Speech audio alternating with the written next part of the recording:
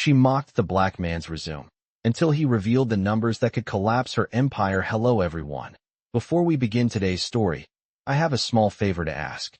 Please hit subscribe and turn on the notification bell so you never miss our channel's new videos. It's quick, free, and the best way to support us in bringing you more dramatic stories. Your support means the world to us. Where are you watching from? Drop your city or country in the comments below. Thank you very much. Now, let's return to our main character.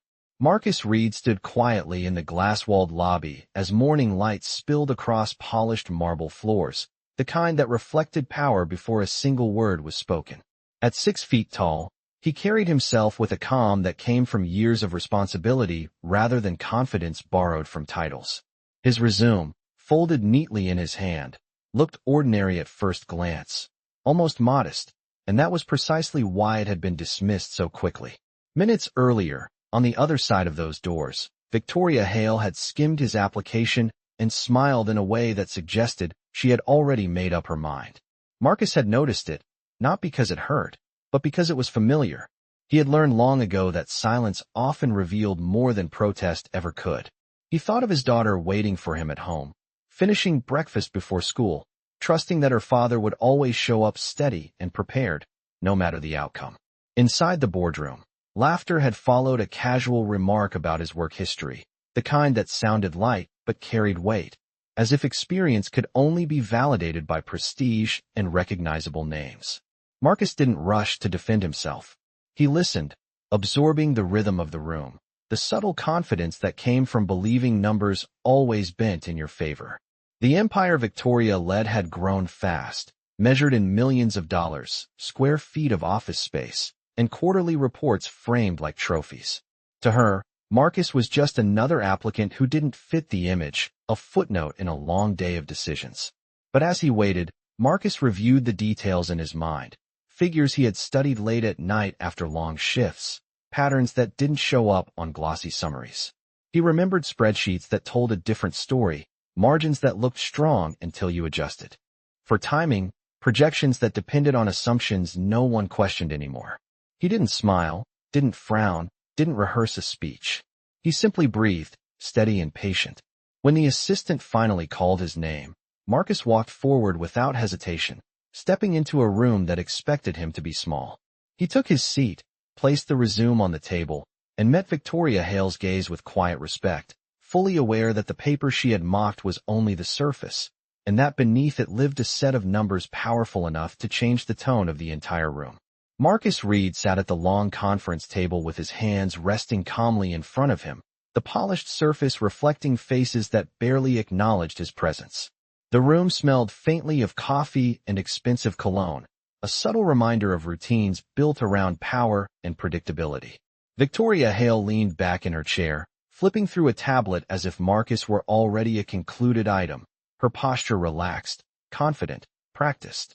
She asked him to walk them through his background, but the tone suggested she was less interested in his answer than in confirming her assumption. Marcus spoke evenly, explaining his years of work in operations, financial analysis, and restructuring projects that never made headlines but kept businesses alive when others walked away. He avoided embellishment, avoided dramatic language, and stuck to facts, because facts had always been his shield. A few members of the board exchanged glances, polite but distant, as though they were listening to a story that did not quite belong in this room. Victoria interrupted him with a smile that did not reach her eyes, commenting on how unconventional his path seemed for someone applying to advise a corporation of this scale, one that measured growth in tens of millions of dollars and occupied more than 200,000 square feet of prime office space across 3 states. The remark landed softly but carried weight, and a quiet chuckle followed from the far end of the table. Marcus nodded, acknowledging the observation without conceding anything, and continued where he left off, describing how he had learned to read balance sheets the way others read body language, noticing stress before it turned into failure. As he spoke, Victoria tapped her pen against the table, her patience thinning, already framing her next question as a test rather than an invitation. She asked him why his resume showed gaps, why there were periods without prestigious affiliations, without recognizable firms, without the kind of polish that reassured investors. Marcus paused, not because he lacked an answer, but because he understood the room was not ready for the truth behind those gaps. He explained simply that he had chosen stability over status, responsibility over visibility, work that paid the bills, and kept commitments rather than chasing titles that looked impressive on paper. The explanation did little to impress her. Victoria responded with a measured comment about standards and expectations, about how leadership required a certain image to maintain confidence in the market. Marcus listened, his expression unchanged, aware that confidence built on image alone often hid fragile foundations. He glanced briefly at the large screen behind her displaying quarterly growth charts, the upward lines bold and reassuring, and recognized patterns he had seen before, numbers that told one story while concealing another. The board moved on, asking procedural questions, discussing timelines, debating strategy as if Marcus were an observer rather than a participant. He remained quiet, absorbing details, noting assumptions, mentally adjusting figures based on experience rather than optimism. The longer the meeting continued, the more Victoria's certainty filled the room, her voice steady, decisive, unchallenged. She spoke of projections 5 years out, of aggressive expansion plans, of market dominance measured in percentages and headlines. Marcus understood why she believed so strongly in the narrative she presented. On the surface, it was flawless. But beneath it lay variables no one had addressed, risks quietly compounding, margins stretched thinner than the chart suggested. When the conversation finally circled back to him, Victoria's question was sharp and dismissive, asking what value someone like him could possibly add to a system already performing so well. Marcus met her gaze without defensiveness, feeling the familiar calm settle in his chest. He did not answer immediately. Instead, he allowed the silence to linger, long enough to shift attention, long enough to remind the room that confidence did not always belong to the loudest voice. When he finally spoke, he said only that performance depended on what you measured, and that sometimes the most important numbers were the ones no one thought to question. The silence Marcus left behind settled over the room in a way that felt unfamiliar, not heavy, but uncomfortable, as though a quiet mirror had been placed. In front of everyone at the table, Victoria Hale was the first to respond, her lips tightening slightly before she smiled again, the practiced expression of someone used to regaining control. She commented that metrics could always be interpreted differently, but markets ultimately rewarded confidence and vision, not hesitation. Her tone was light, almost instructive, as if she were guiding a junior analyst rather than addressing a grown man who had weathered more downturns than most people in the room had ever studied. A few board members nodded along, relieved to return to familiar ground. Marcus acknowledged her point with a small nod of his own, then added that confidence worked best when it was supported by reality, because markets had a way of correcting stories that ignored fundamentals. He did not raise his voice, did not sharpen his words, and that restraint made his comment stand out more than any challenge would have. Victoria leaned forward slightly, her interest piqued, though her expression still carried a hint of amusement. She asked him to clarify what he meant by fundamentals, reminding him that their company had outperformed competitors for 12 consecutive quarters and maintained operating margins that analysts praised publicly. Marcus listened carefully, then responded that public praise often focused on surface indicators, growth rates, and revenue totals, while overlooking timing, cash flow sustainability, and dependency on assumptions that rarely held under pressure. The room grew quieter, not because he was persuasive yet, but because he was precise. One board member shifted in his chair, glancing at the charts on the screen as if seeing them from a slightly different angle. Victoria crossed her arms loosely, her confidence still intact, but now accompanied by curiosity she had not intended to reveal. She asked Marcus if he was suggesting that their projections were flawed. He answered that projections were only as reliable as the questions asked during their creation, and sometimes the most dangerous flaw was believing success would continue simply because it always had. A subtle murmur passed through the room, quickly stifled. Victoria responded with a faint laugh, remarking that caution was understandable coming from someone who had not managed growth at this scale. The comment carried an edge this time, sharper than before, and Marcus recognized it as another attempt to reassert hierarchy. He did not take the bait. Instead, he spoke about patterns he had seen in companies expanding too quickly, about how early wins could mask structural weaknesses, about how numbers could look strong until timing mismatches turned small gaps into serious problems. He kept his language neutral, almost academic, and avoided referencing their company directly, though everyone understood the implication. Victoria's smile faded just enough to notice. She asked him whether he had any evidence to support his concerns or if this was simply theoretical caution. Marcus replied that evidence existed wherever people were willing to look beyond summaries, but he respected that this was not the time or place to present detailed analysis without invitation. The restraint surprised her. She had expected defensiveness or overconfidence, not patience. For a moment, she studied him more closely, noticing the way he sat upright without tension, the way his eyes remained focused but not confrontational. The board chair cleared his throat, suggesting they move on to the next agenda item, and the conversation shifted away from Marcus, though the atmosphere had changed. Victoria resumed leading the discussion, but her cadence was slightly altered, her certainty no longer quite as effortless. Marcus remained silent, listening as expansion plans were debated, acquisitions discussed, and risk framed as opportunity. With each statement, he mentally mapped figures against realities he had encountered before, noting discrepancies that aligned too neatly with his concerns. When the meeting finally drew toward a close, Victoria addressed Marcus again, thanking him for his time and implying that they would be in touch. Her words were polite, professional, but carried an undercurrent of dismissal, as if the decision had already been made. Marcus stood, thanked the board for the opportunity, and gathered his resume without urgency.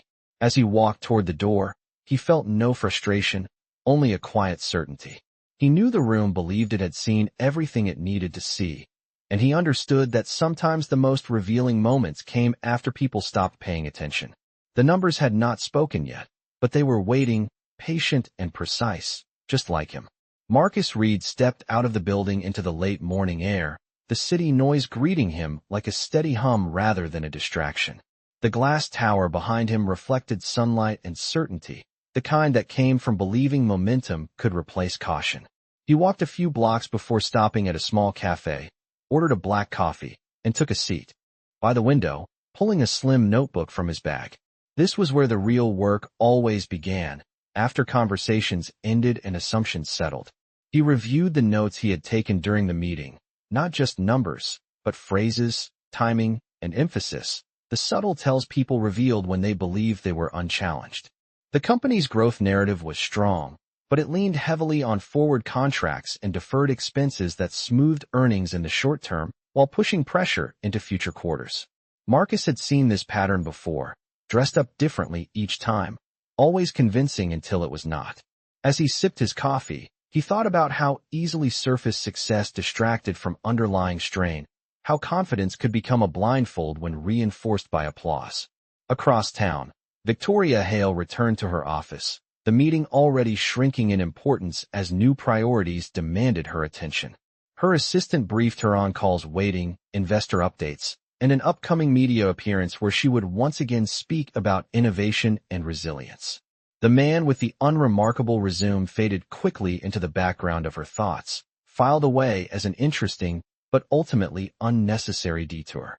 Still, as she reviewed her schedule, she found herself recalling his calm, the way he had not rushed to impress, the way he had spoken about fundamentals without naming names. She dismissed the thought and turned back to her screen, scanning updated projections that reinforced what she already believed. Meanwhile, Marcus finished his coffee and headed home, his mind shifting from corporate charts to school pickup times and grocery lists. He greeted his daughter with a smile that carried no trace of the morning's tension, listening as she talked about a math quiz and a story she was reading in class. Later, after dinner, when the apartment grew quiet, Marcus opened his laptop and began pulling public filings, earnings calls, and footnotes that most readers skipped. He worked methodically, comparing stated margins to cash flow timing, mapping revenue recognition against actual payments, adjusting assumptions that had been repeated quarter after quarter without question. The picture that emerged was not catastrophic, but it was fragile, dependent on conditions remaining perfect in a market that rarely allowed such luxury. Days passed, and Marcus continued his analysis in the margins of a life built on routine and responsibility. He did not reach out to the company, did not send unsolicited warnings, did not attempt to force relevance. He knew that unsolicited truths were often ignored. Instead, he prepared, refining his understanding, anticipating questions that had not yet been asked. At the same time, Victoria's company announced another expansion initiative, headlines praising its ambition and stock analysts raising targets with enthusiasm. The market responded positively, validating the story she told so well. Yet beneath the celebration, small discrepancies began to surface, not enough to alarm, but enough to unsettle those who knew where to look. A delayed payment here, a revised forecast there, minor adjustments framed as strategic refinements. Victoria noticed the noise but attributed it to growing pains, the inevitable friction of scaling success. She addressed concerns with confidence, reassuring stakeholders that leadership remained proactive and decisive. Marcus read the same news from his kitchen table late at night, recognizing familiar signs. He updated his models, stress-testing scenarios that required no dramatic shifts, only modest changes in timing and cost. Each iteration pointed to the same conclusion, that the company's margin of error was thinner than its public image suggested. He did not feel vindicated, only focused. This was not about being right. It was about understanding reality clearly enough to act when the moment arrived. One evening, as Marcus closed his laptop, an email notification appeared, unexpected but unsurprising. It was from Victoria Hale's office, brief and formal, requesting a follow-up conversation regarding his earlier comments.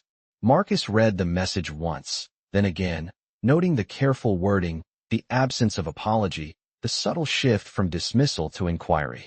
He replied simply, confirming his availability. As he set the laptop aside, he felt the familiar calm return, the quiet readiness that came from preparation rather than anticipation. The numbers had continued to speak softly, patiently, waiting for someone willing to listen, and now, at last, the room was beginning to lean closer. The follow-up meeting was scheduled for early afternoon, framed as a casual discussion rather than a formal review, yet the tone of the invitation suggested a shift that Marcus Reed recognized immediately.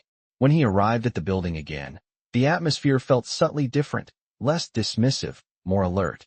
He was escorted to a smaller conference room overlooking the city, where Victoria Hale waited alone, a tablet resting on the table beside a legal pad filled with neat handwritten notes. She greeted him politely, gesturing for him to sit, her expression composed but no longer indulgent. She began by thanking him for his time previously and mentioned that his comments had prompted additional internal discussion. Marcus listened without interruption, his posture relaxed, his attention steady. Victoria explained that the company was in the middle of an aggressive growth cycle, one that required decisive leadership and unified messaging, and she asked whether his earlier concerns were rooted in theory or observation. Marcus answered that his perspective came from observation supported by data, and that growth itself was not the issue, but rather the assumptions used to sustain it. He spoke carefully, choosing clarity over persuasion, describing how deferred costs and extended receivables could create an illusion of strength that held until timing shifted. Victoria nodded slowly, taking notes, her questions becoming more precise. She asked about specific indicators, about what early warning signs might look like before they appeared in headline numbers. Marcus responded by discussing cash conversion cycles, supplier dependencies, and the risks of compounding short-term incentives without corresponding long-term buffers. The conversation remained professional, measured, and increasingly detailed, moving beyond surface explanations into mechanics that rarely featured in public narratives. Victoria's confidence did not disappear, but it adjusted, becoming more analytical, less performative. She admitted that some internal teams had raised minor concerns that were quickly resolved, though she acknowledged that rapid expansion left little room for hesitation. Marcus acknowledged the pressure leadership faced, noting that success often demanded momentum, but also reminding her that momentum without recalibration could amplify small miscalculations. At one point, Victoria paused, studying him more intently, and asked why he had chosen to speak cautiously rather than present his findings aggressively during the board meeting. Marcus answered simply that timing mattered, and that truth delivered before it was requested was often dismissed regardless of its accuracy. The honesty caught her off guard. She leaned back, exhaling softly, and admitted that she had initially underestimated him, mistaking restraint for lack of insight. The admission was brief, controlled, but genuine enough to mark a turning point. Victoria then asked if Marcus would be willing to walk her through a hypothetical scenario, one where market conditions shifted modestly rather than dramatically. Marcus agreed, outlining how even a 5% delay in receivables combined with modest cost increases could compress margins faster than projections anticipated. He did not dramatize the outcome, presenting it instead as a matter of probability rather than certainty. The room grew quieter as the implications settled. Victoria glanced at her tablet, scrolling through internal reports, cross-referencing figures Marcus mentioned with data she had reviewed countless times but never questioned in this way. She thanked him again, this time with a tone that carried respect rather than courtesy, and said she would need time to review certain assumptions more closely.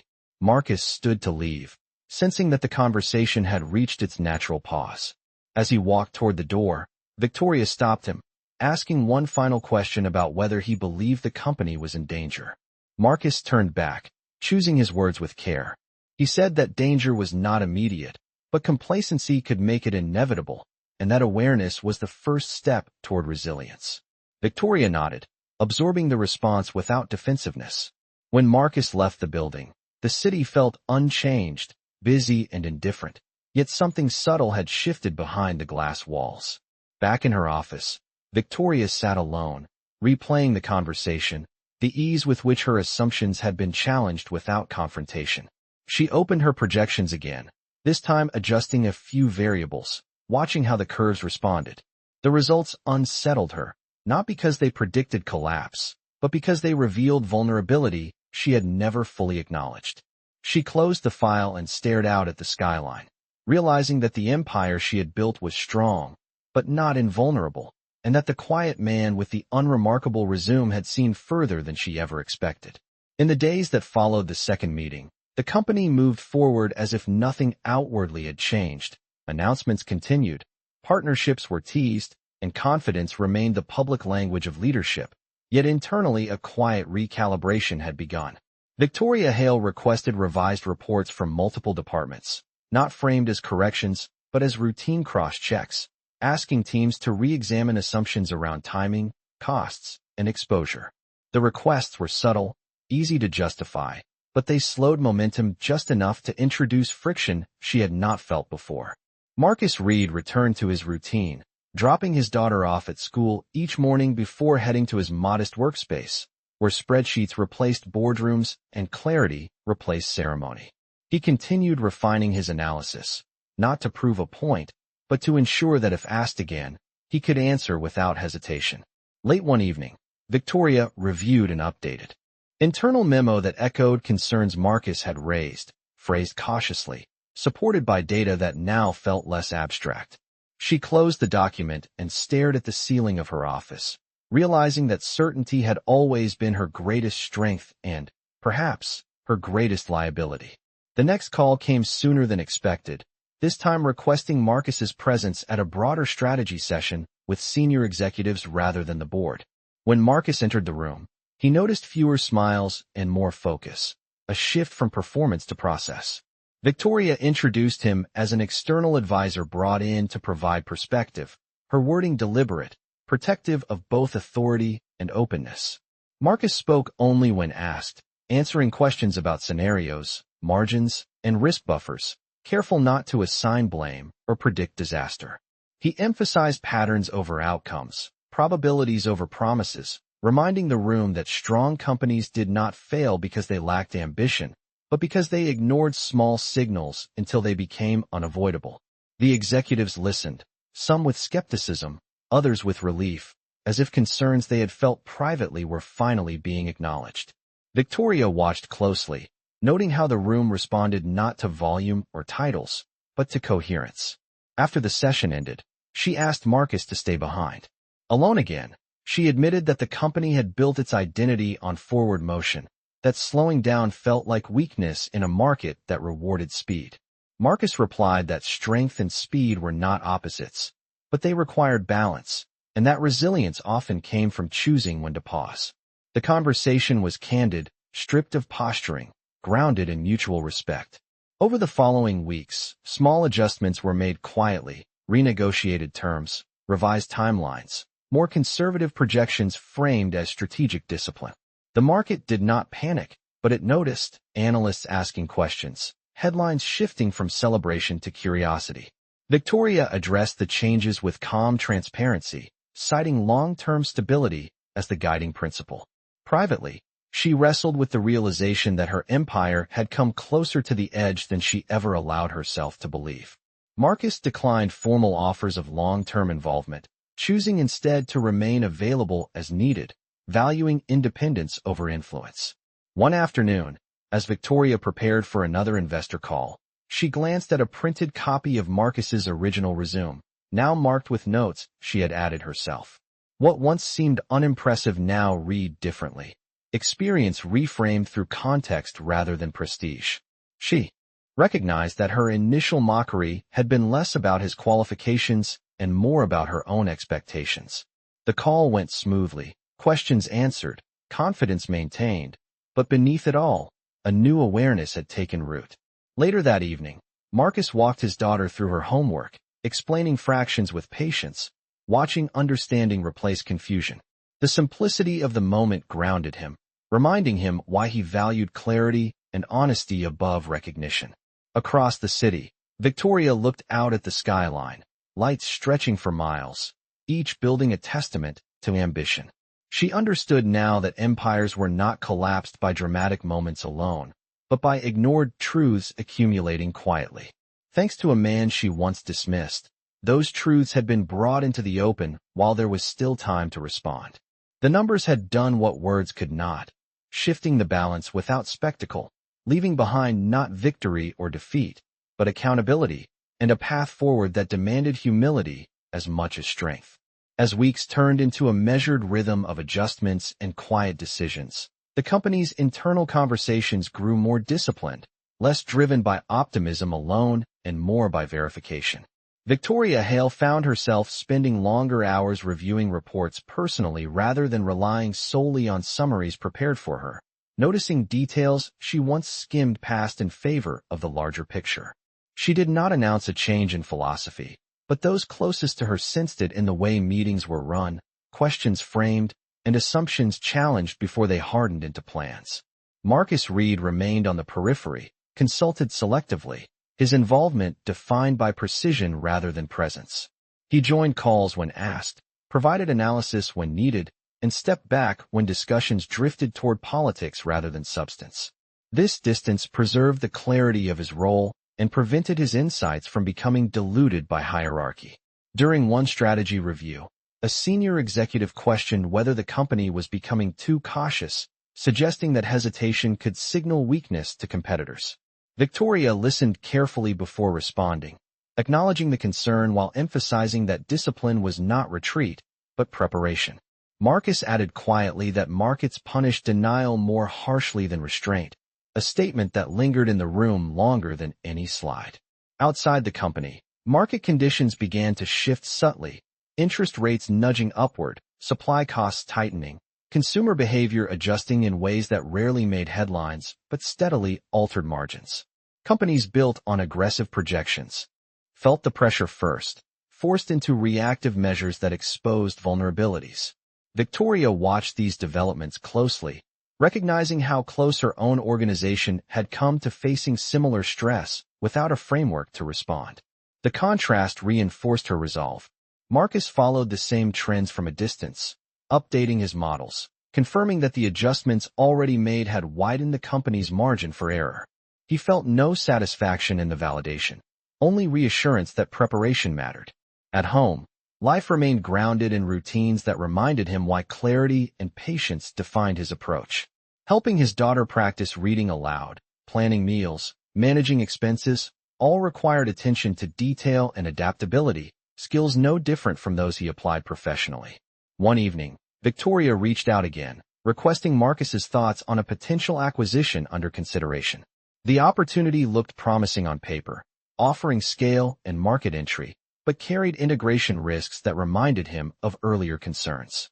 He reviewed the information carefully and responded with questions rather than conclusions, highlighting dependencies that warranted further scrutiny. Victoria appreciated the approach, recognizing that restraint did not diminish opportunity but clarified it. She delayed the decision, opting for deeper analysis rather than immediate action. The choice drew mixed reactions internally, but she stood firm, understanding that leadership sometimes meant absorbing discomfort to prevent greater consequences later. As months passed, the company's performance stabilized, growth slower but more sustainable, surprises fewer and less severe. Analysts adjusted their narratives, praising disciplined management and long-term vision. Victoria addressed these shifts publicly with confidence, framing them as evolution rather than correction. Privately, she reflected on how close her certainty had come to becoming complacency. The memory of dismissing Marcus's resume resurfaced occasionally, not with regret alone, but with recognition of how easily surface judgments obscured substance. Marcus remained largely invisible to the broader organization, his influence measured not by title or recognition, but by absence of crisis. He preferred it that way, understanding that the most effective interventions often left little trace. During a final check-in before year-end, Victoria thanked him again, acknowledging that his perspective had altered how she evaluated risk and leadership. Marcus responded simply that awareness created options, and options preserved agency. When the call ended, Victoria sat quietly, considering the skyline beyond her office, buildings rising and falling in cycles shaped by decisions made far from public view. Marcus closed his laptop and joined his daughter in the living room, listening as she described her day with enthusiasm unburdened by complexity. The balance between these worlds felt right. Somewhere between confidence and caution, between momentum and reflection, a different kind of strength had taken hold, one built not on appearances, but on the willingness to question what others accepted without thought. The numbers continued to speak, not as a warning now, but as a guide, steady and impartial, reminding those who listened that power was not measured by how loudly it declared itself, but by how carefully it prepared for what came next. The calm that had settled over the company did not go unnoticed outside its walls, and with stability came scrutiny from a different direction. An upcoming annual review with external auditors approached, routine on the surface, yet charged with implication in a market growing less forgiving of assumptions. Victoria Hale prepared meticulously, assembling documentation that reflected the adjustments made over recent months, confident that transparency would reinforce credibility. Still, she felt a familiar tension, not fear, but awareness sharpened by experience. She invited Marcus Reed to review select materials ahead of time, framing it as an extra layer of diligence rather than necessity. Marcus agreed, approaching the task with the same methodical care he applied to everything else. As he examined the reports, he noticed that while headline figures aligned with revised projections, several footnotes hinted at unresolved timing issues, small discrepancies that auditors would likely probe. He flagged them calmly, outlining potential questions and suggesting clarifications that could prevent misinterpretation. Victoria appreciated the foresight, understanding that perception mattered as much as accuracy. During preparatory meetings, some executives bristled at the increased scrutiny, questioning whether the company was inviting unnecessary doubt. Victoria addressed the concern directly, stating that confidence built on preparation endured longer than confidence built on assumption. The auditors arrived, thorough and professional, their questions precise, their attention drawn to areas Marcus had anticipated. Thanks to the groundwork laid, responses were clear, supported, and consistent. What might once have become a tense examination unfolded instead as a disciplined review, reinforcing trust rather than undermining it. Marcus observed from the background, noting how preparation transformed pressure into process. When the review concluded without issue, relief spread quietly through the organization, not celebrated publicly, but felt deeply by those who understood what had been avoided. Victoria thanked Marcus privately, acknowledging that foresight had prevented discomfort that might have escalated quickly in a less prepared environment. He accepted the thanks with his usual restraint, emphasizing that diligence paid dividends regardless of recognition. Outside the corporate sphere, Marcus continued to navigate a life grounded in simplicity, attending school events, managing household routines, and maintaining a sense of balance that insulated him from the volatility he studied professionally. Victoria, meanwhile, found herself reflecting more often on leadership beyond metrics, considering how humility and openness influence resilience. She noticed a subtle change in her interactions, listening longer, questioning deeper, less concerned with appearing decisive and more with being accurate. The shift did not diminish her authority, it refined it. One evening, reviewing a summary of the audit outcome, she paused at a note highlighting improved internal controls and proactive risk management. The words resonated, not as praise, but as confirmation of evolution. She recalled the first moment she had dismissed Marcus based on presentation rather than substance, recognizing how easily that decision could have steered her toward a different outcome. Marcus remained a quiet constant, his influence evident in the absence of crisis and the presence of preparedness.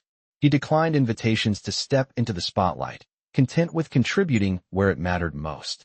As the fiscal year drew to a close, both he and Victoria recognized that the true measure of success lay not in dramatic victories, but in steady navigation through uncertainty.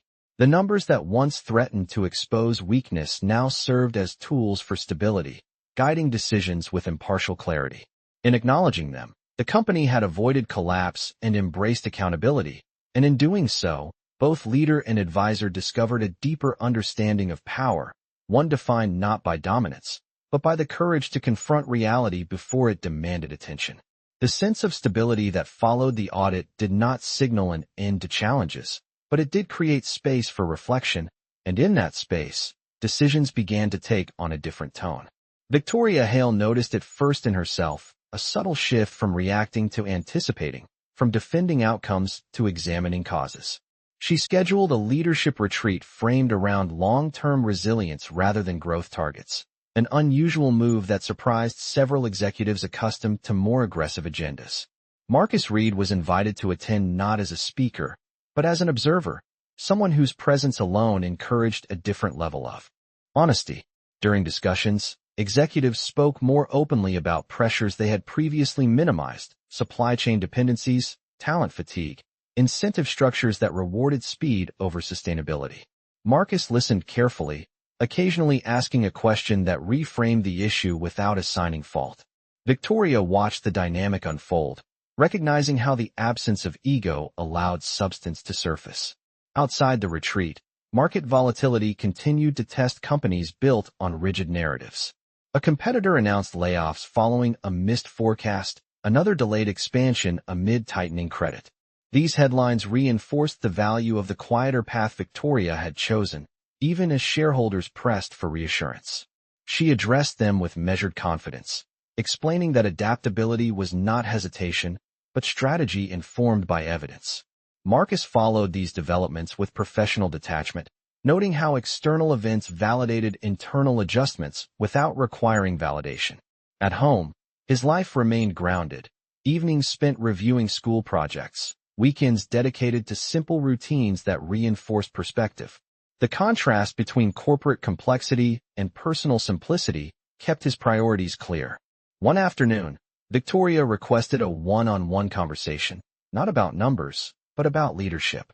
She admitted that her early success had conditioned her to equate decisiveness with certainty, and that questioning herself once felt like weakness. Marcus responded thoughtfully, explaining that self-examination did not undermine authority, but refined it, allowing leaders to adapt before circumstances forced change. The exchange was candid, free of hierarchy, marked by mutual respect. As the company entered a new fiscal cycle, planning sessions reflected a more balanced approach, contingencies built into projections, incentives aligned with long-term health rather than short-term optics. Victoria noticed that teams responded positively, less anxious, more engaged, as expectations became clearer and more realistic. The culture began to shift subtly, not announced, but felt in the way decisions were discussed and risks evaluated. Marcus's role remained informal, his contributions woven into processes rather than highlighted. He preferred it that way, understanding that influence rooted in trust outlasted recognition. Late one evening, Victoria reviewed a comparison of current metrics against those from a year earlier. Growth was slower, margins steadier, volatility reduced. The data told a story of restraint and resilience, one that contrasted sharply with the path she might have taken had she dismissed early warnings. She reflected on how easily mockery and assumption could have closed the door to insight, and how costly that would have been. Marcus, meanwhile, updated his personal notes, satisfied that preparation had translated into stability rather than crisis. He did not see the outcome as a victory, but as confirmation that listening to uncomfortable truths early preserved options later. As the year progressed, both recognized that the most significant change was not in numbers alone, but in perspective.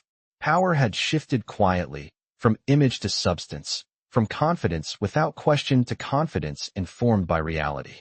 The empire stood intact, not because it was invincible, but because it had learned to listen before the numbers demanded to be heard. The months that followed marked a period of quiet recalibration rather than dramatic change, and in that steadiness, Victoria Hale found herself confronting questions she had once avoided. Decisions that previously took minutes now took hours, not because she hesitated, but because she weighed consequences with a fuller understanding of how quickly certainty could turn brittle. Board meetings evolved into discussions rather than presentations, and projections were challenged before they were approved. Marcus Reed remained a steady presence when needed, offering perspective without pressure, his influence measured by the quality of questions asked rather than the authority of answers given. During one extended planning session, a proposal surfaced that would have pushed expansion beyond the company's revised risk tolerance. The numbers looked attractive at first glance, promising rapid returns and market dominance. But Marcus noted quietly how the assumptions relied heavily on uninterrupted conditions that history rarely honored. Victoria listened, not defensively, but attentively, asking the room to explore alternatives rather than forcing consensus. The proposal was tabled, not rejected outright, but reframed with contingencies that reflected a deeper respect for uncertainty. Outside the company, economic indicators continued their gradual shift, validating cautious strategies while punishing those who clung to momentum without adjustment. Headlines told stories of abrupt leadership changes and emergency restructurings elsewhere, reminders of how quickly confidence could evaporate. Victoria observed these developments with a sense of sober clarity, understanding that her own empire had avoided similar turbulence not through luck, but through early attention to uncomfortable truths. Marcus followed the same news without satisfaction, recognizing patterns he had seen many times before. At home, his life continued to provide contrast and grounding. Evenings spent reviewing homework, weekends marked by simple routines that reinforced his belief in preparation over spectacle. One afternoon, Victoria asked Marcus to review a long-term strategic roadmap, not for immediate critique, but to identify blind spots. He approached the task methodically, highlighting areas where optimism outpaced evidence and suggesting metrics that would signal when adjustments were needed. His feedback was precise, unemotional, focused entirely on alignment between intention and reality. Victoria implemented several of the recommendations, noting how they clarified priorities rather than constraining ambition. As the company's culture continued to evolve, employees noticed the difference. Goals communicated more transparently, expectations grounded in achievable benchmarks, pressure replaced by accountability. Productivity did not decline, it stabilized. Victoria saw engagement increase as uncertainty was acknowledged rather than ignored. The realization reinforced her growing conviction that leadership rooted in realism inspired trust more effectively than unchecked confidence ever had. Marcus remained largely invisible to the broader organization, his name absent from press releases and public acknowledgments. He preferred it that way, understanding that influence exercised quietly often endured longer than recognition sought loudly. During a rare moment of reflection, Victoria revisited the first impression she had formed of him, the resume she had dismissed, the assumptions she had made. The memory no longer carried embarrassment, but instruction. It reminded her how easily power could blind perception, and how costly that blindness might have been. As another fiscal quarter closed, Results reflected steady performance, not explosive growth, but reliable margins and reduced volatility. Investors responded with cautious optimism, appreciating predictability in an unpredictable market. Victoria addressed them with confidence tempered by humility, speaking openly about adaptation and resilience. Marcus listened from afar, recognizing the tone as evidence of genuine change rather than rehearsed messaging. In a final check-in before the end of the year, Victoria thanked him once more, acknowledging that his calm insistence on substance over appearance had reshaped how she evaluated success. Marcus responded simply that outcomes improved when people listened early rather than reacted late.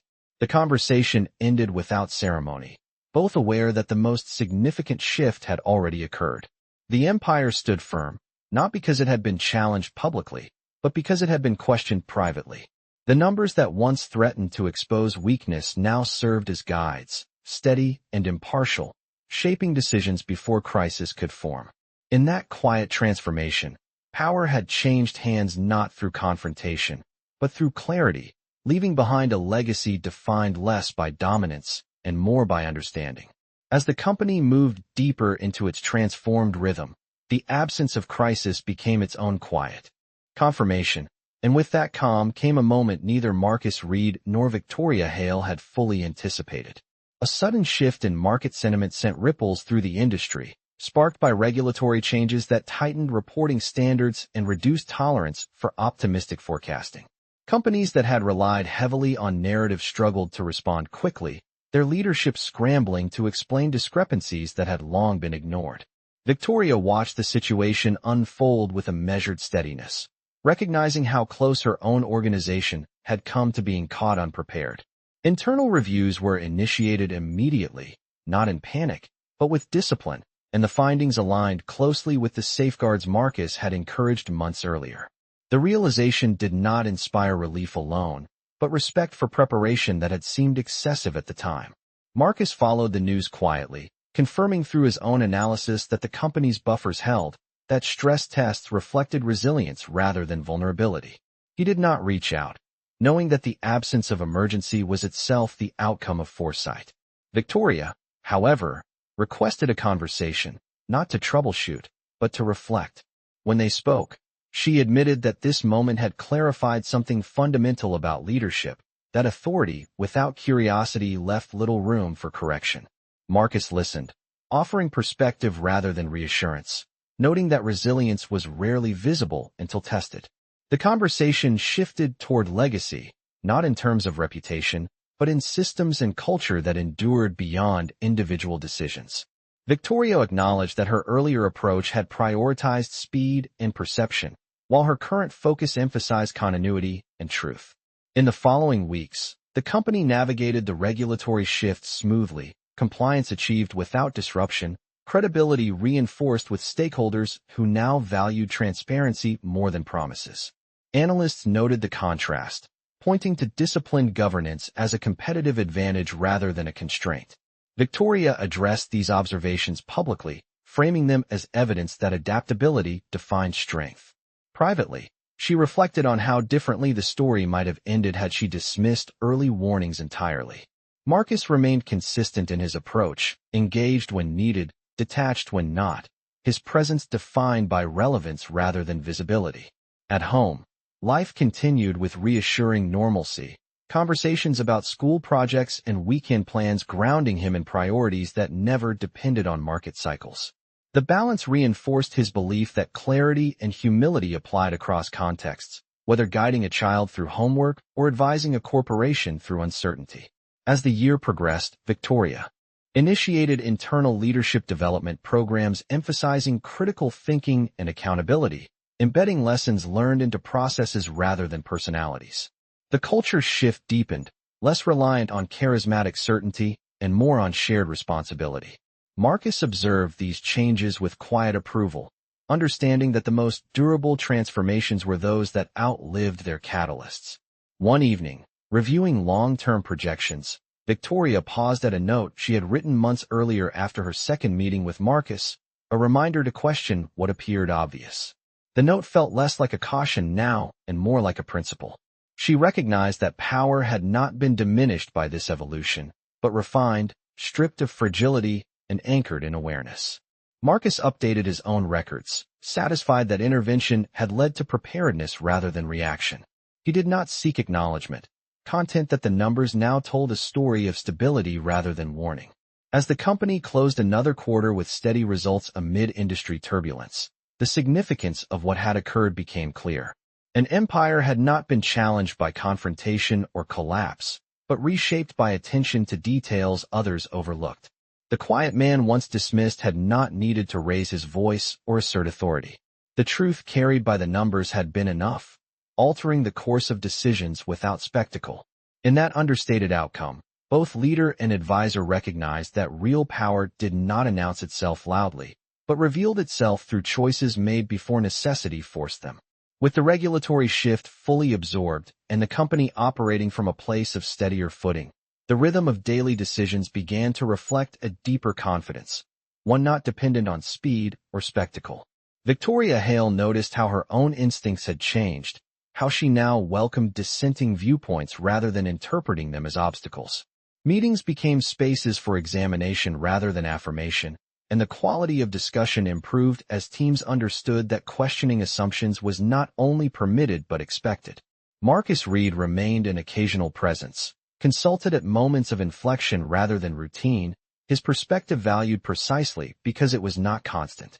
He continued to analyze trends quietly, confirming that the buffers built into strategy were holding under real-world pressure. One afternoon, Victoria invited Marcus to join a small working session focused on long-range sustainability, not because a problem had emerged, but because she wanted to test resilience before circumstances demanded it. The conversation centered on scenarios that extended beyond typical planning horizons, shifts in consumer behavior, technological disruption, policy changes that could alter cost structures. Marcus listened, then spoke about the importance of flexibility embedded into systems rather than layered on afterward. He emphasized that resilience was less about predicting specific outcomes and more about maintaining the capacity to adapt quickly without panic. The discussion was thoughtful, grounded, and free of urgency, a stark contrast to the environment that had existed when he first entered the boardroom months earlier. Victoria reflected on that contrast later, recognizing how much of leadership was shaped by the questions one allowed to be asked. As the company continued forward, external recognition followed in subtle ways, not through dramatic headlines, but through analyst commentary noting consistency and preparedness. Investors responded favorably to predictability, valuing transparency over aggressive promises. Victoria addressed these sentiments with clarity, articulating a philosophy centered on disciplined growth and informed decision-making. She no longer felt the need to project certainty at all costs, trusting instead that honesty built credibility more effectively. Marcus observed these developments from a distance, satisfied that the numbers aligned with behavior, that narrative and reality had converged. At home, his life maintained its grounding routines, evenings spent cooking dinner, weekends filled with ordinary tasks that reinforced his sense of proportion. The simplicity reminded him that complexity, whether in markets or organizations, often stemmed from ignoring fundamentals. One evening, Victoria sent Marcus a brief message expressing appreciation for his continued perspective, acknowledging that his influence extended beyond specific analyses to the way the organization now approached uncertainty. He replied with characteristic brevity, noting that systems mattered more than individuals, and that the goal was always to reduce reliance on any single voice. The exchange encapsulated the shift that had taken place, from reliance on authority to reliance on process. As another planning cycle approached, the company faced choices that would have once triggered aggressive expansion. This time, options were evaluated through multiple lenses: financial, operational, cultural, and long-term. Some opportunities were pursued, others declined, not from fear, but from alignment with principles now clearly defined. Victoria felt a sense of steadiness that had been absent before, a confidence rooted in preparedness rather than momentum. Marcus updated his records one final time, noting that the indicators he once flagged as warnings now functioned as guides, informing decisions early rather than forcing corrections later. He recognized that his role had reached a natural conclusion, not because he was no longer useful, but because the organization no longer required an external catalyst to listen to its own data. The realization brought a quiet satisfaction, not pride, but assurance that clarity had taken hold.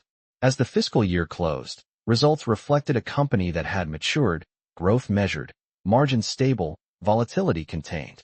Victoria reviewed the outcomes with perspective, understanding that the most significant achievement was not numerical alone, but cultural. The empire she led stood intact, not because it had never been questioned, but because it had learned to question itself. The numbers that once threatened to expose weakness had become instruments of insight, shaping choices before risk could accumulate. In that evolution, both leader and advisor recognized the same truth, that real strength emerged not from defending assumptions, but from examining them honestly, and that humility, once embraced, became the most durable form of power. The story did not end with applause or public acknowledgement, but with a quiet reckoning that reshaped how power was understood by those closest to it. Months after Marcus Reed stepped back from active involvement, the company continued to operate with a steadiness that felt earned rather than forced. Decisions were made with deliberation, forecasts grounded in evidence, and leadership discussions anchored in questions rather than declarations.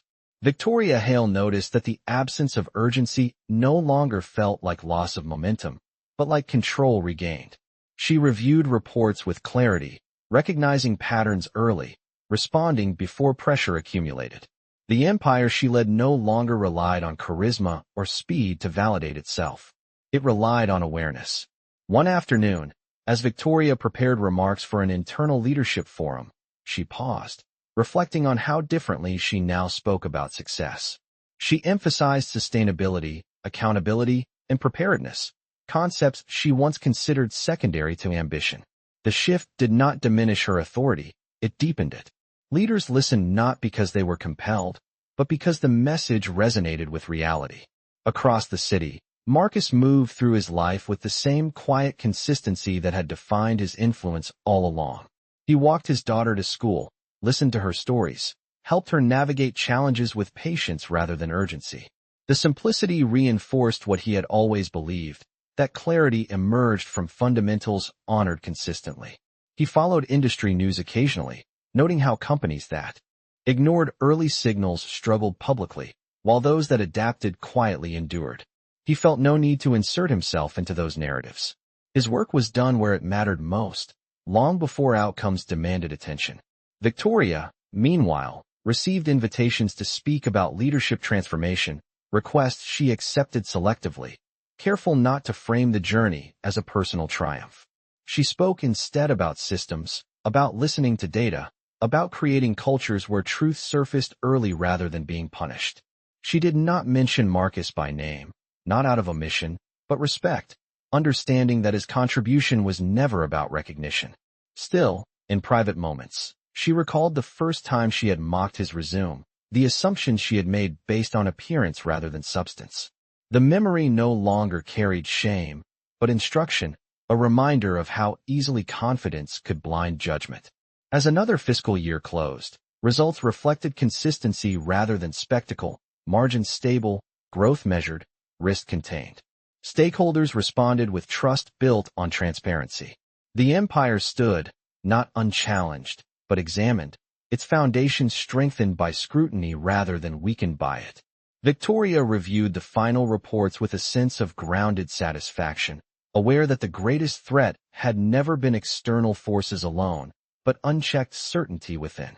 Marcus reviewed his own notes one last time, closing the file on a chapter defined by preparation and restraint. He did not consider the outcome a victory, but a confirmation that truth delivered calmly could alter trajectories without confrontation. The numbers that once carried warning had fulfilled their purpose, not collapsing an empire, but compelling it to confront itself. In that confrontation, power had shifted quietly, away from dominance and toward understanding. No one clapped. No headlines declared a turning point. Yet the change endured, woven into decisions, culture, and perspective. Victoria looked out at the city skyline one evening, lights steady against the dark. and understood that strength was not measured by how high one stood above others, but by how willing one was to look inward. Marcus sat at his kitchen table, helping his daughter with homework, content in the knowledge that clarity, once embraced, needed no audience. The empire remained standing, not because it had never been mocked or questioned, but because it had learned to listen before the truth demanded to be heard.